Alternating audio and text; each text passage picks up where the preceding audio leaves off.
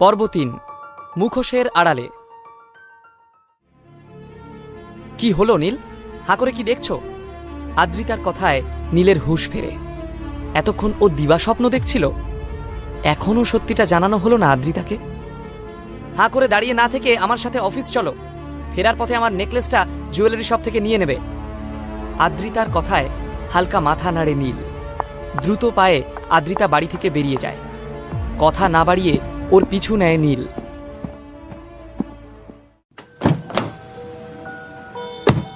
গাড়ি থেকে নেমে গটগট করে অফিসে ঢুকে গেল আদ্রিতা। বিয়ের ২.৫ বছর পরেও আদ্রিতা ওর দিকে ফিরেও তাকায় না। দীর্ঘশ্বাস ফেলে ফাইলগুলো নিয়ে নীল ঢুকলো অফিসে। কিন্তু নীলকে আসতে দেখেও লিফট দাঁড় করালো না আদ্রিতা। লিফটের জন্য অপেক্ষা করতে করতে মনে মনে হাসে নীল। একবার যদি চিৎকার করে নিজের সত্যিটা আদ্রিতাকে জানাতে পারত সে। সেন কর্পোরেশনে অফিসে সব থেকে সুন্দর কেবিনটা হলো আদ্রিতার। নিজের কেবিনে ঢুকেই আদ্রিতা দেখল বিজন ওর জন্য অপেক্ষা করছে। আই এম সরি বিজন, অনেকক্ষণ ওয়েট করছো। ব্যাগটা রাখতে রাখতে বলল আদ্রিতা। সুন্দরী মহিলাদের জন্য ঘণ্টাখানেক অপেক্ষা না করলে কি চলে? হেসে উত্তর দেয় বিজন। আদ্রিতা হেসে জিজ্ঞেস করে, তা সকাল সকাল এত ভালো মুডে? কারণ জানতে পারি কি? বিজন ওর ব্যাগ থেকে একটা জুয়েলারি বক্স বের করে বলে, জানতে নয়, দেখতে পারো।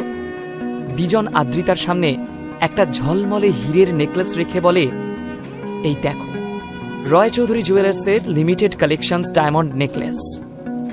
তোমার ভীষণ শখ ছিল না? তাই ভাবলাম এটা দিয়ে তোমাকে ইমপ্রেস করার আরও একটা চেষ্টা করে দেখি। জুয়েলারি বক্সটা হাতে নিয়ে নস্টালজিক হয়ে গেল আদ্রিতা।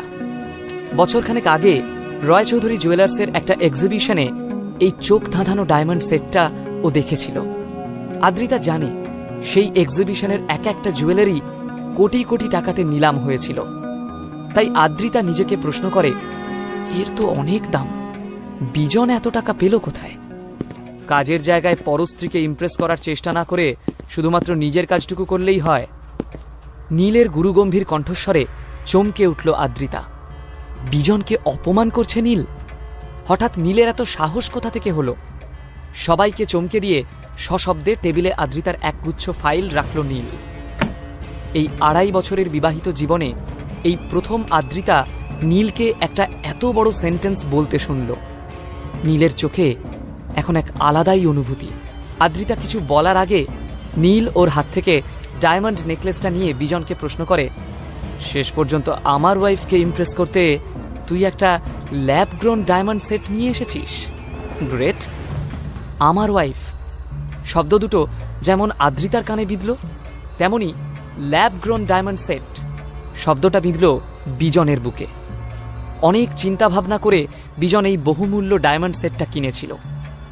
আসলে আজ সকালে ও রয় চৌধুরী জুয়েলার্সের একটা শোরুমে গিয়েছিল আদ্রিতার ড্রিম ডায়মন্ড নেকলেস কিনতে। কিন্তু আসল নেকলেসের দাম শুনে ওর প্রায় অজ্ঞান হওয়ার জোগাড়। এমন সময় দোকানের বুদ্ধিমতী সেলস স্টাফ ওকে এই ডুপ্লিকেট সেটটা দেখায়। অনেক দর কষাকষি করে অবশেষে প্রায় ২৪ লক্ষ দিয়ে এই সেটটা কিনে এনেছিল। বিজনের কাছে ২৪ লক্ষ টাকা কিন্তু একটুও ছোট ব্যাপার ছিল না। তবে আদ্রিতা সেনকে ইমপ্রেস করার জন্য এইটুকু জুয়া খেলাই যায়। সব ঠিকঠাক প্ল্যান মতো এগোচ্ছিল, কিন্তু এই নীল এসে যে এইভাবে হাটে হাঁড়ি ভেঙে দেবে সেটা বিজন স্বপ্নেও কল্পনা করতে পারেনি। নীলের মুখে তুই তোকারি শুনে ভীষণ রেগে গিয়ে বিজন বলে, এই সেটটার যা দাম তার ১০ ভাগের ১ ভাগ টাকাও কি তুই চোখে দেখেছিস? নীল পাল্টা প্রশ্ন করে, আসল ডায়মন্ড তুই কখনো চোখে দেখেছিস? পরিস্থিতি হাতের বাইরে বেরিয়ে যাচ্ছে দেখে আদ্রিতা চিৎকার করে নীলকে ধমক দেয়, শাট আপ নীল, ক্ষমা চাও বিজনের কাছে। নীল চোয়াল শক্ত করে বলে, একটা মিথ্যেবাদীর কাছে ক্ষমা চাইতে হবে? কিসের জন্য? বিজন বুঝতে পারছিল যে তার ফাঁকিটা ধরা পড়ে গিয়েছে, তাই ড্যামেজ কন্ট্রোল করতে বলে ওঠে, আদ্রিতা, আমি জানি এটা ল্যাব গ্রোন ডায়মন্ড, খনি থেকে নয়। এই হিরে ল্যাবরেটরিতে খুব প্রিসাইজলি তৈরি করা হয়। এটা কিন্তু আসল হিরে। লেকচারটা বন্ধ কর। রীতিমতো ধমকে বিজনকে থামিয়ে দেয় নীল। একদিকে নীলের হঠাৎ পরিবর্তন, অন্যদিকে বিজনের ছেলে মানুষই। বিরক্ত হয়ে আদ্রিতা নীলকে বলে, তুমি এখন যাও নীল, কাজ করতে দাও আমাদের। বরাবর আদ্রিতার আদেশ নীল অক্ষরে অক্ষরে পালন করে এসেছে। এই প্রথমবার আদ্রিতার কথা শুনেও এক পাও নড়ল না সে, বরং আদ্রিতার চোখের দিকে সরাসরি তাকালো। ওর চাহনি দেখে থমকে দাঁড়ালো আদ্রিতা। তোমার এই কালেকশনটা পছন্দ? কথা দিচ্ছি এই নেকলেসটা আমি কিনে দেব তোমাকে, তার জন্য যত পরিশ্রম করতে হোক আমি করব। নীল খুব শান্তভাবে কথাগুলো বলল আদ্রিতাকে। তারপরই একবার বিষাক্ত দৃষ্টিতে বিজনের দিকে তাকালো এবং দ্রুত আদ্রিতার কেবিন থেকে বেরিয়ে গেল। যাওয়ার সময় নিজের ঠোঁটের কোণে হাসিটা বহু যত্নে লুকিয়ে রাখল নীল। আদ্রিতা আপ্রাণ চেষ্টায় নিজের বিস্ময়কে বিজনের থেকে লুকানোর চেষ্টা করে। সামনে পড়ে থাকা নেকলেসটা দেখে ভীষণ খুশি হওয়ার ভান করে আদ্রিতা বলে, তুমি নীলের কথায় কিছু মনে করো না বিজন, ওয়ার্থলেস ফেলো একটা, কাজ না করে বাড়িতে বসে থেকে বেসিক ম্যানার্সটাও ভুলে গেছে। আদ্রিতা জুয়েলারি সেটটা বন্ধ করে বলে, আমার কিন্তু এই সেটটা ভীষণ পছন্দ হয়েছে, কোনো ভালো ওকেশন দেখে নিশ্চয়ই পরব। ফেক হাসি দেখিয়ে নেকলেসটা ওর ড্রয়ারে রাখে আদ্রিতা। আদ্রিতার মুখের জবরদস্তির হাসিটা দেখে বিজন বুঝে যায় এই জুয়াটাতে ও শেষ মুহূর্তে হেরে গেছে, আর সেটাও এই অপদার্থ নীলের জন্য। নীল কি করে ধরে ফেলল আসল আর নকল ডায়মন্ডের তফাৎ? নিজেকে প্রশ্ন করে বিজন। আদ্রিতা এই মুহূর্তে নীলের মুখোমুখি হতে চাইছিল। ওর মনের মধ্যে ঝড় তুলেছে অনেকগুলো প্রশ্ন, যার উত্তর ওকে এক্ষুনি পেতে হবে। আদ্রিতা ব্যস্ততার ভান করে বিজনকে বলে, প্লিজ একটু বসো, আমি এক্ষুনি আসছি, কফি পাঠাচ্ছি তোমার জন্য।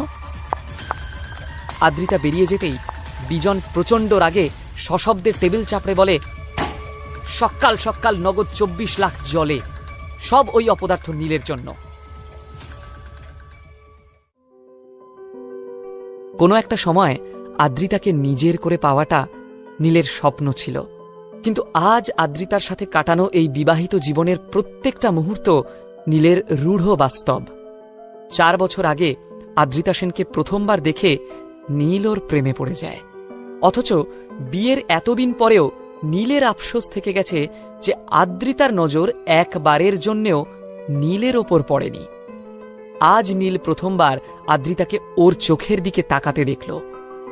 যদিও আদ্রিতার চোখে প্রেম ছিল না, ছিল অপার বিস্ময়, তবুও নীল আজ খুশি। নীল দ্রুত পায়ে হেঁটে লিফটের সামনে এসে দাঁড়ায়। দাঁড়াও। নীল পিছন ঘুরে তাকিয়ে দেখে আদ্রিতা দাঁড়িয়ে। নীল কিছু বলে না, শুধু মুচকি হাসে। আদ্রিতাকে বেশ চমকে দেওয়া গেছে। আদ্রিতা রাগ আর বিস্ময়ে মেশানো গলায় জিজ্ঞাসা করে, হোয়াট ওয়াজ দ্যাট? তুমি বিজনকে এইভাবে অপমান করলে কেন? আসলে রাগে আর যন্ত্রণায় আদ্রিতার এখন চিৎকার করতে ইচ্ছা করলেও নিজের স্টাফের সামনে কোনো সিন ক্রিয়েট না করে যথাসম্ভব শান্ত থাকার চেষ্টা করে সে। আদ্রিতা বিশ্বাস করতে পারছে না এই কি সেই মানুষটা যার সাথে ও গত 2.5 বছর ধরে সংসার করছে, যে এক মুহূর্তের জন্যেও আদ্রিতার মনে বিন্দুমাত্র দাগ কাটতে পারেনি, যে এক ছাদের তলায় থাকলেও আদ্রিতা থেকে সব সময় পালিয়ে বেরিয়েছে। নীল আজ অনেক আলাদা, অনেক অচেনা, অনেক আত্মবিশ্বাসী। সবসময় কুঁকড়ে থাকা সেই অন্যমনস্ক পুরুষটার খোলস ছেড়ে বেরিয়ে আসা এ এক নতুন পুরুষ। বিয়ের পর এই প্রথম নীল শিরদাঁড়া সোজা করে আদ্রিতার সামনে দাঁড়িয়ে রয়েছে। আদ্রিতা তৈরি হয়ে এসেছিল নীলকে বেশ কিছু কঠিন কথা শোনাবে, কিন্তু নীলের এই বদলে যাওয়া রূপ দেখে মনে মনে পিছু হটে আদ্রিতা। এদিকে আদ্রিতার স্টাফেরা ওদের দুজনের কথা শোনার চেষ্টা করে চলেছে। কর্মচারীদের এই অহেতুক কৌতূহল দেখে আদ্রিতা নিজেও ভীষণ বিরক্ত। ও মুখে একটা নকল হাসি টেনে এনে নীলকে বলল, ঠিক আছে নীল, তুমি এখন বাড়ি যাও, সন্ধ্যাবেলা দেখা হচ্ছে। নীল জানে আদ্রিতা এই ব্যবসাটা নিয়ে ভীষণ লড়াই করছে, তাই ওর আজ আদ্রিতার 2 হাত ধরে চিৎকার করে বলতে ইচ্ছা করছে, তোমাকে আর লড়তে হবে না আদ্রিতা, তোমার হয়ে সব লড়াই করার দায়িত্ব এখন আমার। কিন্তু নীলের কিছু বলার আগেই বিজন চিৎকার করে ওকে পিছন থেকে ডাকে, এই দাঁড়া, দাঁড়া বলছি। বিজনের চিৎকার শুনে আদ্রিতা চমকে পিছন ফিরে তাকায়। বিজনকে নীলের দিকে তেড়ে আসতে দেখে আদ্রিতা ঘাবড়ে যায়। এই পরিস্থিতিটাই এড়াতে চেয়েছিল ও। কিন্তু মনের কোনায় কোথাও যেন কৌতূহল উঁকি মারছিল। আদ্রিতা দেখতে চাইছিল হঠাৎ বদলে যাওয়া নীল ঠিক কিভাবে এই পরিস্থিতির মোকাবিলা করে। অন্যান্য বারের মতো ভয়ে কুঁকড়ে যাবে, নাকি সাহস করে বিজনের মুখোমুখি হবে।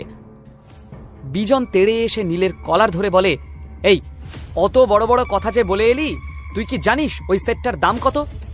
অফিসের করিডোরে একটা বিশ্রী তামাশা হচ্ছে দেখে আদ্রিতা বিজনকে থামাতে যায়। বিজন প্লিজ। বিজন কিন্তু আদ্রিতার কথায় কোনো কর্ণপাত করে না। বিজনের হাত ছাড়িয়ে কোনো উত্তর না দিয়ে চলে যাচ্ছিল নীল, কিন্তু বিজন ওর হাত চেপে ধরে চিৎকার করে বলে, ওই সেটটার দাম 24 লাখ রে ভিখারি। তুই নিজেকে নিলামে তুললেও এর 1000 ভাগের 1 ভাগ পাবি না, জানিস কি সেটা? লজ্জায় অপমানে আদ্রিতা চোখ বন্ধ করে ফেলে। আদ্রিতার কষ্ট নীলের চোখে পড়তেই ও আদ্রিতাকে দেখিয়ে বলে, ওই যে মহিলাকে দেখছিস, ও আমার স্ত্রী, তাই ওকে দামি গিফট দিয়ে ইমপ্রেস করার তোর কোনো প্রয়োজন ছিল না। টাকাটা যদি গায়ে লাগে তাহলে সেটটা শোরুমে ফেরত দিয়ে দে, ওদের মানি ব্যাক পলিসি রয়েছে। ফালতু গলাবাজি করিস না, সবাই জানে হাঁকা কলসি বাজে বেশি।